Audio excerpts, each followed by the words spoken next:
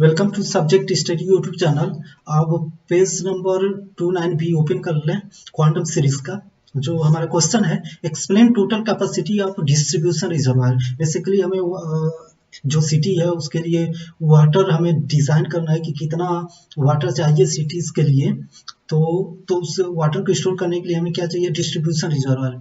तो रिजर्वायर कितना हमें बनाना चाहिए, कितना वॉल्यूम कितना होना चाहिए, वह कैसे एस्टिमेट करेंगे वो यहाँ से देख सकते हैं। सबसे पहले जो हम स्टोरेज लेंगे, बैलेंसिंग स्टोरेज। बैलेंसिंग स्टोरेज वह है कि मतलब जो वाटर जितना हमें सिटीज को सप्लाई करना है उतने वाटर को स्टोर करने के लिए जो स्टोरेज की जरूरत होता है उसे बैलेंसिंग स्टोरेज बोलते हैं। तो यह भी एक स्टोरेज की जरूरत पड़ता है। सेकंड जो स्टोरेज आता है, ब्रेक डाउन स्टोरेज।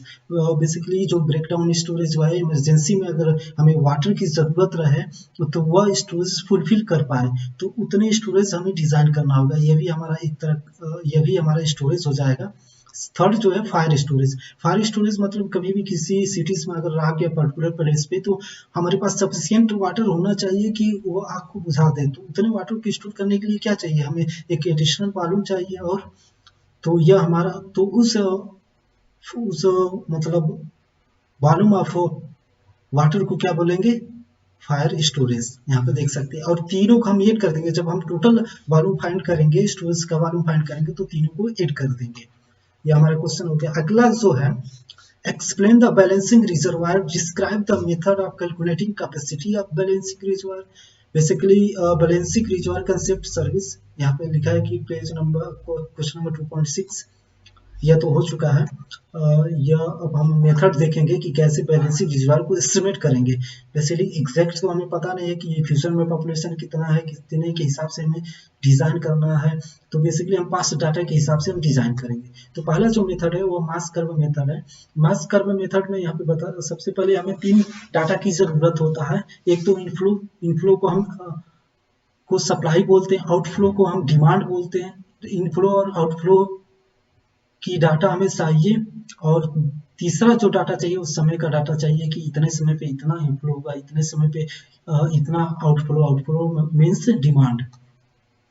तो यह चीजें हमें पता होना चाहिए। तो इसमें प्रोसीजर पूछ रहा है कि प्रोसीजर कैसे आप डायग्राम बनाएंगे, सब डायग्राम कैसे बनाएंगे इसके बारे में। सबसे पहले आप collect the past data. Past data सबसे पहले आप कलेक्ट करिए। किस चीज का, इनफ्लो का। इनफ्लो मतलब आपका सप्लाई का, आपकी सप्लाई का डाटा कलेक्ट करिए। दूसरा जो डाटा कलेक्ट करिए वो डिमांड का डाटा मतलब आउटफ्लो का डाटा आप कलेक्ट करिए। तीसरा जो डाटा रहेगा वो समय का डाटा कलेक्ट करिए कि इतने समय पे इतना सप्लाई हुआ है, इतना डिमांड वाटर का कंजप्शन हुआ है, वाटर का डिमांड। यह सब चीजें रहता है।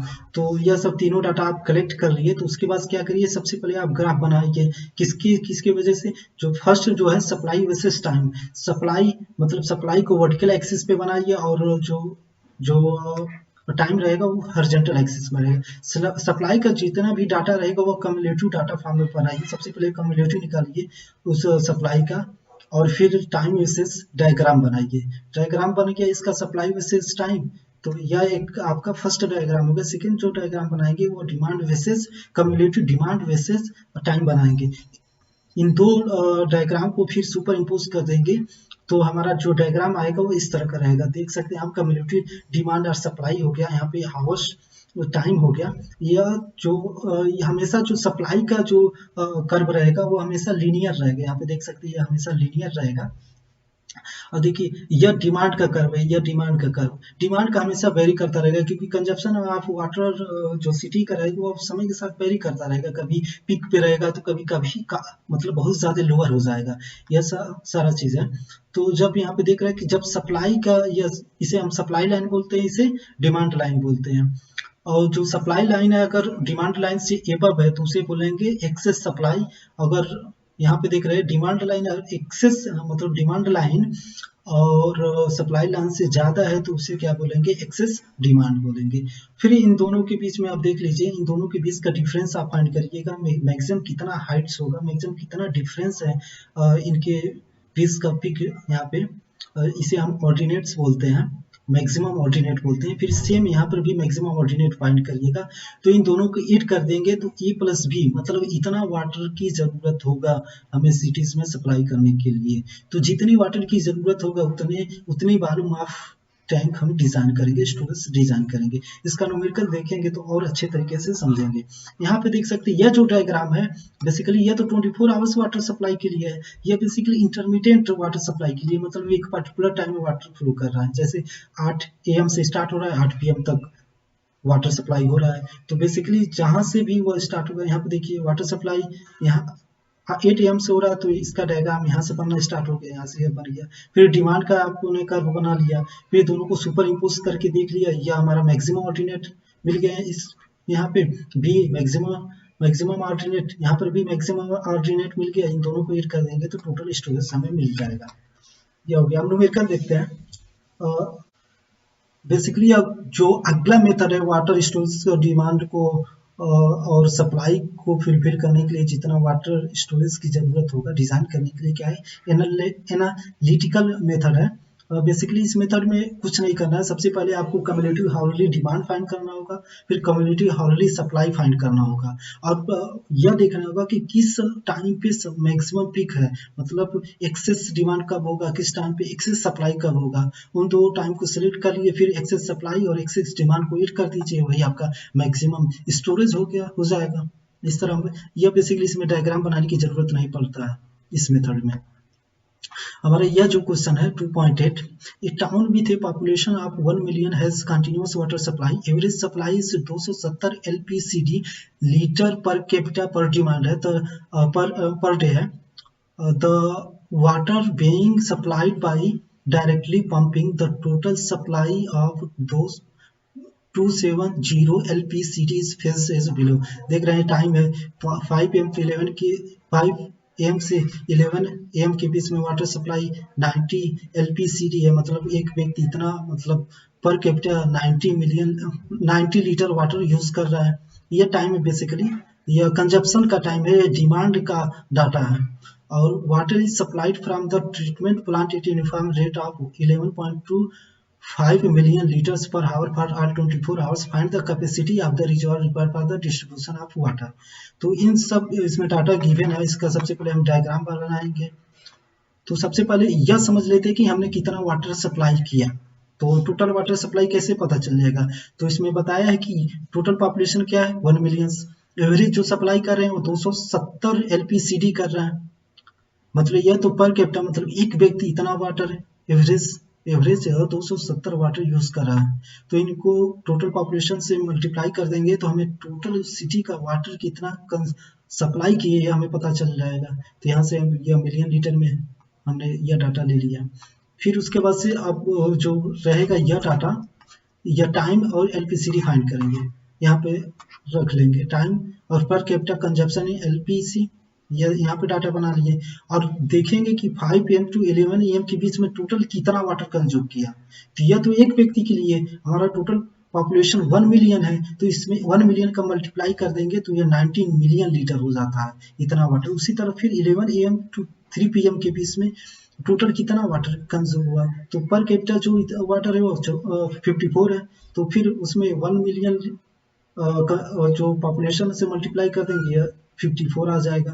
फिर से मल्टीप्लाई करने के बाद जैसे यह फर्स्ट एंड सेकंड की हैं उसे यहाँ पे लिख लेंगे। फिर इसका कम्युलेटिव डिमांड फाइंड करेंगे। कम्युलेटिव डिमांड कैसे फाइंड करके, यह 90 है तो 90 को ऐड कर यहाँ पे लिख दिए, फिर इन दोनों का ऐड करके यहाँ पे लिख देंगे, या इन दोनों को ऐड करके यहाँ पे लिख दीजिए, फिर इन दोनों को ऐड करेंगे, फिर 144 में 81 को ऐड करेंगे तो यह हमारा मिल जाएगा 225, फिर ऐसे इसको इसमें ऐड करेंगे तो यह मिल जाएगा यह, फिर 252 और 18 को ऐड करेंगे तो हमें 270 मिल जाएगा। मतलब यहाँ पे हमें कम्युलेटिव डिमांड जो है दो मैक्सिमम 270 है शो कर रहा है।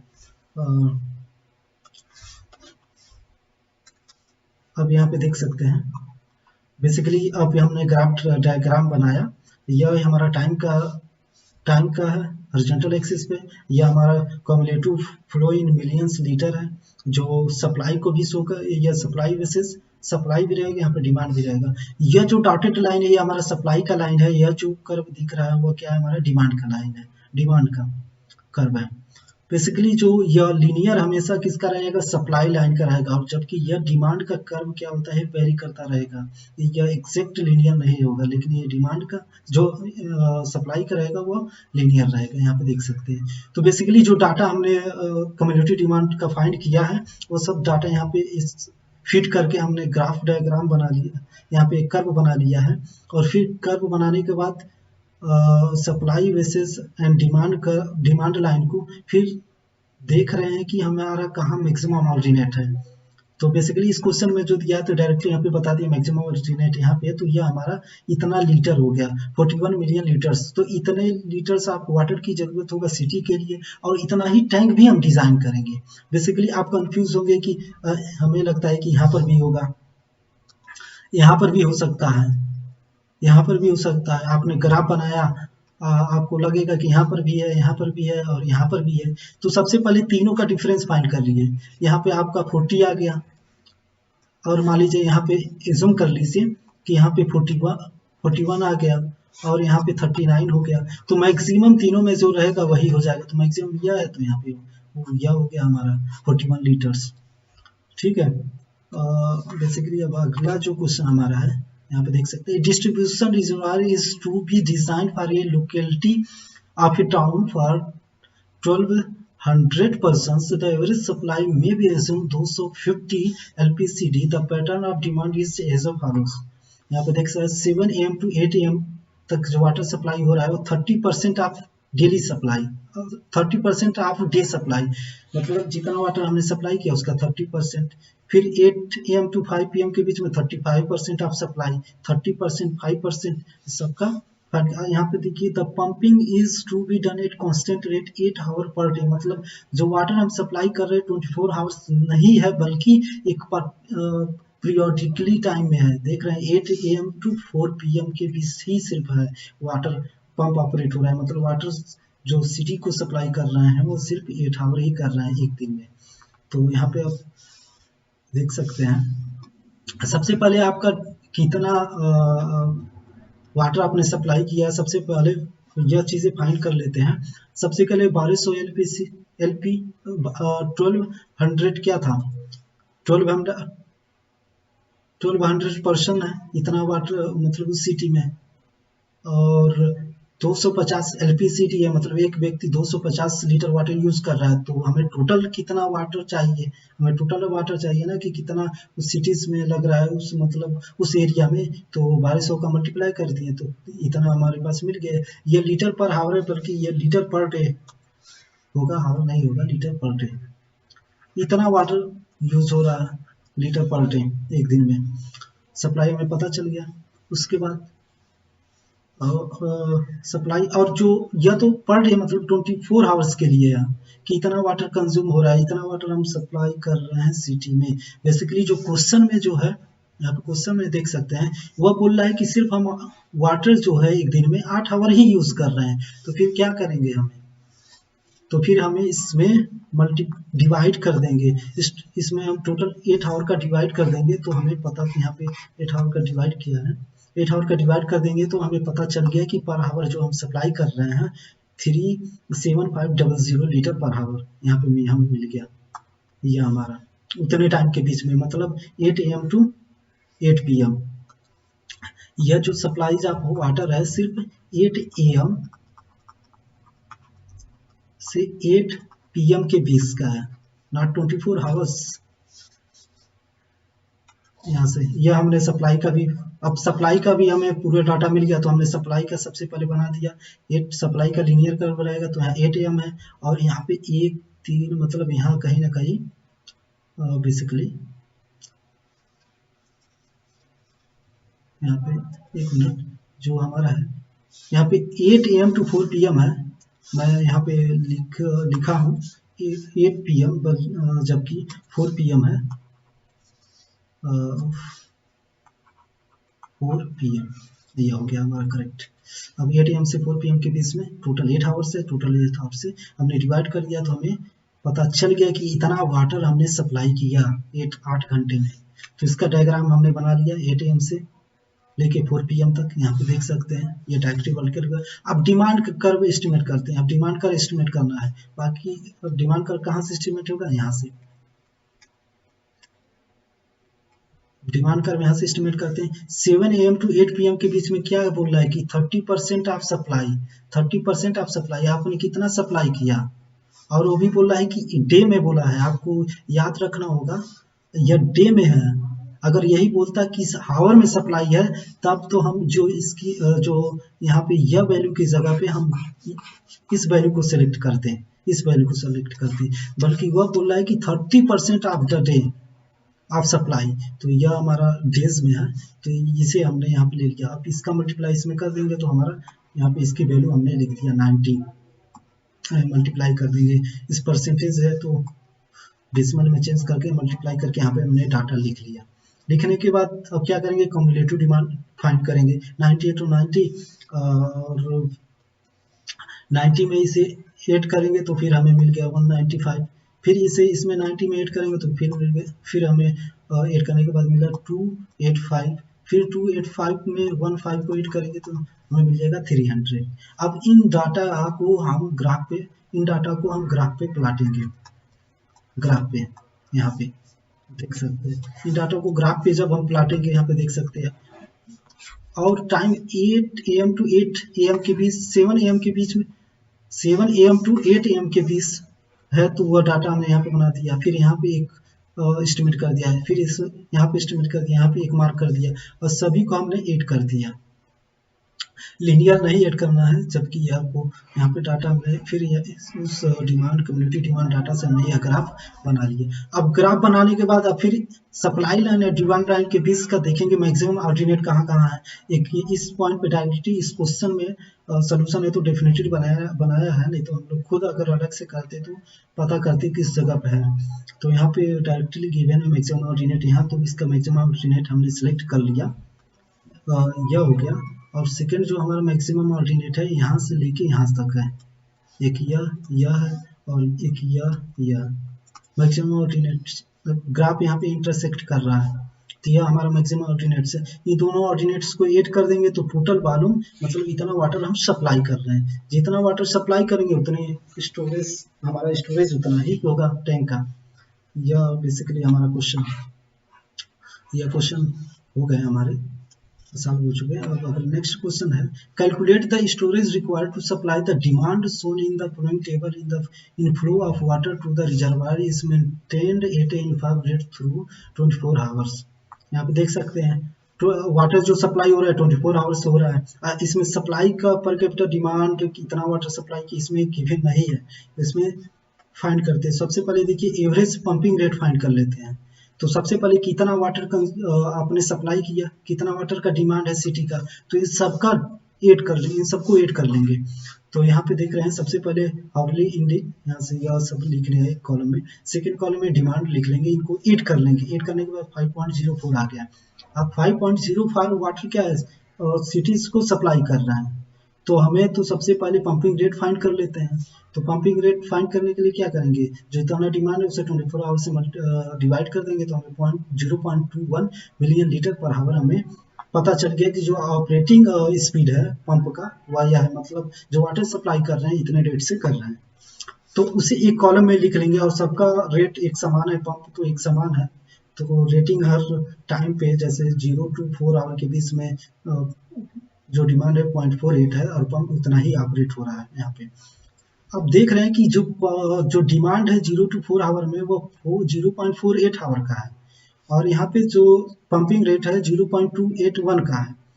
अगर यही डिमांड इसमें क्या रहता 0.48, तो हमें स्टोरेज की जरूरत ही नहीं पड़ता, फिर हमें स्टोरेज की जरूरत ही नहीं पड़ता। अगर 0.48 है, मतलब डिमांड 0.48 है तो सप्लाई भी उतना ही है, अपने सप्लाई भी उतना की है, तो फिर हमें स्टोरेज की जरूरत ही नहीं पड़ेगा।